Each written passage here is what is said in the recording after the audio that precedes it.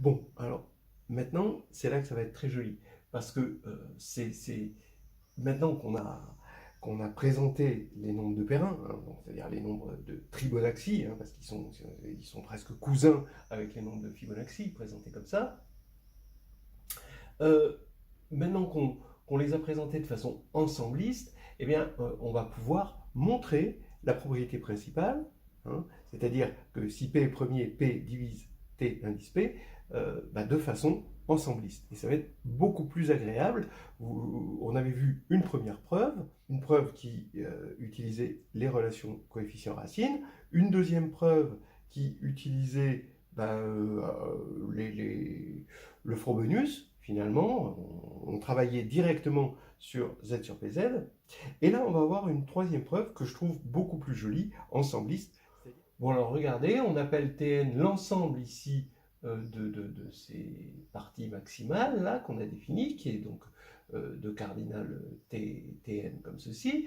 Et on va faire agir, étant donné la nature cyclique, hein, puisqu'on est sur un n-gone, il y a une nature cyclique, et on peut faire un décalage, hein, dans le sens des aiguilles d'une montre.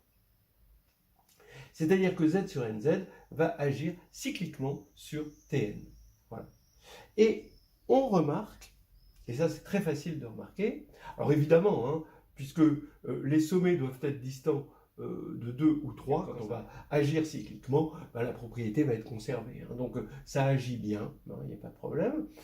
Et maintenant, la remarque évidente et complètement géniale, c'est que si P est une partie, quand on va tourner, on n'aura pas la même partie. On va tourner d'un cran. Hein. Donc regardez, vous imaginez que vous avez ceci. Donc ici, vous imaginez que vous avez un noir. De toute façon, vous aurez toujours au moins un noir.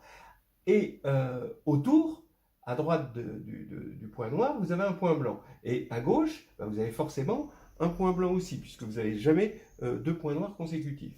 Donc maintenant, quand on va avancer comme ça de 1 de façon cyclique, le point blanc va se substituer ici au point noir, et le point noir va venir ici. Et donc on voit bien que ce n'est pas le même ensemble qu'on a ici et ici. C'est obligé. Donc, ils sont différents, ce qui implique que 1 bar n'est pas dans le stabilisateur de P pour cette action. Voilà. Donc maintenant, si petit p est premier, hein, alors, donc, j'applique la formule des classes, et je vais avoir que T indice P, c'est la réunion d'orbites, mais ces orbites sont en bijection avec Z sur PZ quotienté par le stabilisateur, donc ça c'est bien connu.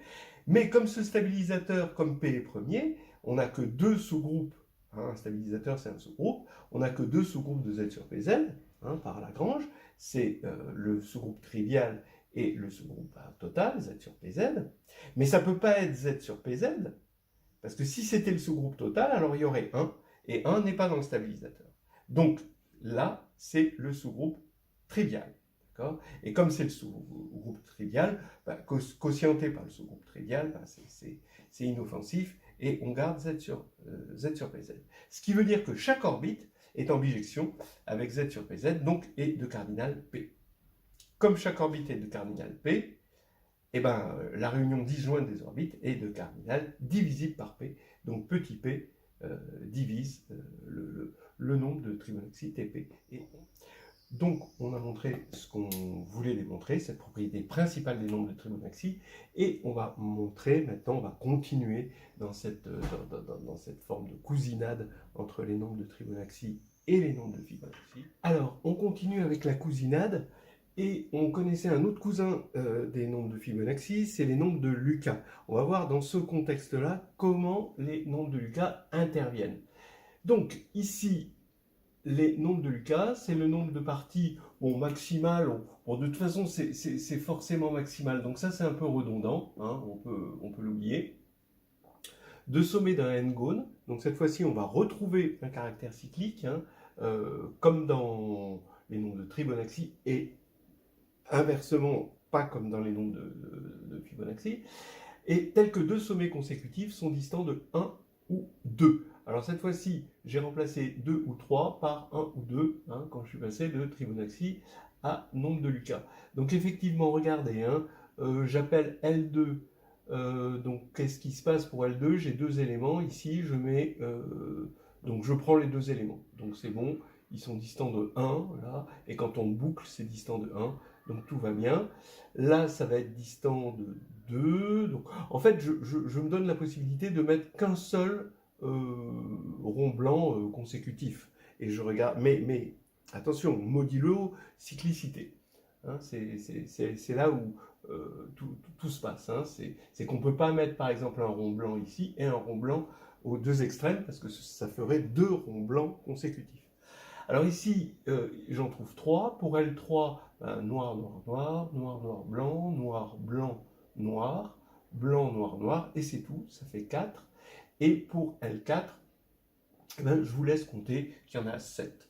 Bon, alors ensuite, de la même manière, hein, on montre que ln plus 2 est égal à ln plus 1 plus ln, c'est-à-dire qu'on va bien retrouver la suite de Lucas, parce qu'à partir du moment où L2 est égal à 3, L3 est égal à 4, et qu'on aura ceci, vous pourrez vérifier que c'est bien ce qu'on appelle communément la suite de Lucas. Hein. Ici, vous avez les rangs, vous aurez 3, 4, 3 plus 4, ça fait 7, 4 plus 7, ça fait 11, etc., 18, 29.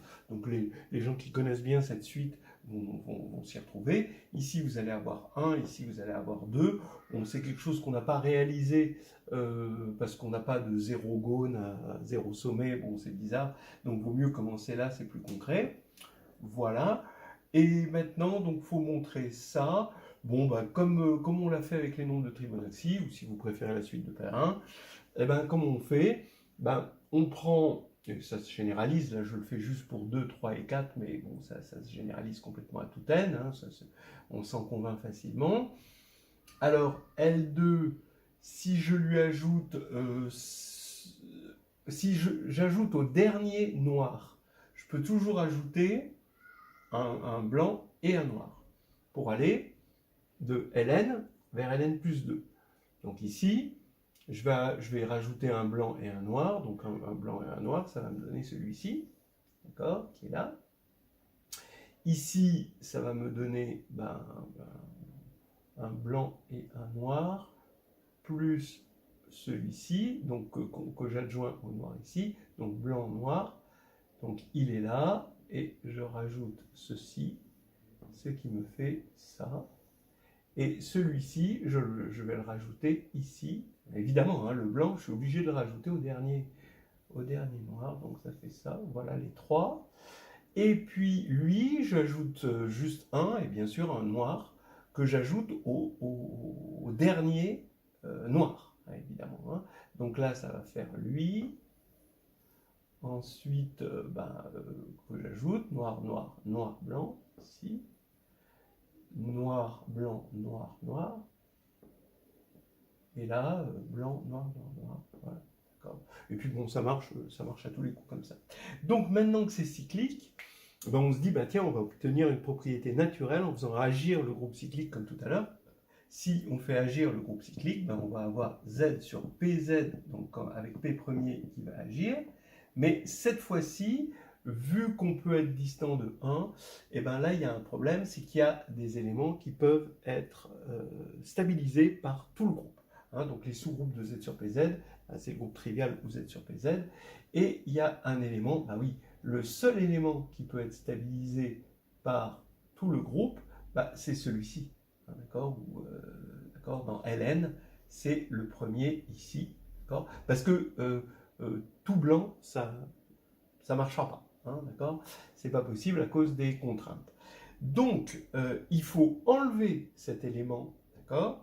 Et donc, maintenant, une fois qu'on a enlevé une orbite, le groupe Z sur PZ continue à agir sur tous les éléments moins l'orbite, et ce qui fait que cette fois-ci, on aura LP moins un élément, et comme cette fois-ci, le stabilisateur, ça ne pourra pas plus être Z sur PZ parce qu'on a enlevé lui, ce sera juste le groupe trivial, et bien ça va faire que toutes les orbites seront en bijection avec Z sur PZ quotienté par le groupe trivial, c'est-à-dire Z sur PZ, donc seront de cardinal divisible par P. Donc on va avoir des orbites, évidemment, divisibles par P. Est-ce qu'on peut les voir ici, ces orbites? Là, par exemple, tiens, alors, bon, là, par exemple, c'est facile de voir qu'on a une seule orbite ici, hein, pour le groupe. Une fois qu'on a enlevé ça, on fait tourner et on a une seule orbite. Et donc, c'est bien, quand on enlève, on fait 4 moins 1, on a bien quelque chose qui est divisible par 3. Bon, il n'y a qu'une seule orbite. Bon, j'aurais aimé... Bon, vous pouvez vous convaincre, attaquer L5. Bon, ça va être un peu plus gros, mais vous allez certainement voir qu'il y a 2 orbites, cette fois-ci, pour le groupe Z sur 5Z, que l'on voit ici, parce que quand on fait 11 moins 1, eh ben, on a 10 qui est 2 fois 5. Voilà, encore une petite histoire. Et donc, on va avoir des nombres pseudo-premiers de Lucas, quand on veut, hein, parce que ça nous fait un critère de primalité, ici, qui nous donne des nombres pseudo-premiers encore. Alors, après, ce qu'on appelle quelque part pseudo-premier de Lucas, pseudo-premier de Fibonacci, pseudo-premier de Lucas Fibonacci, etc., c'est peut-être un petit peu compliqué. Je ne sais pas si tout le monde s'est bien entendu sur la nomenclature. Mais en tout cas, on comprend ce qu'on fait, c'est l'essentiel.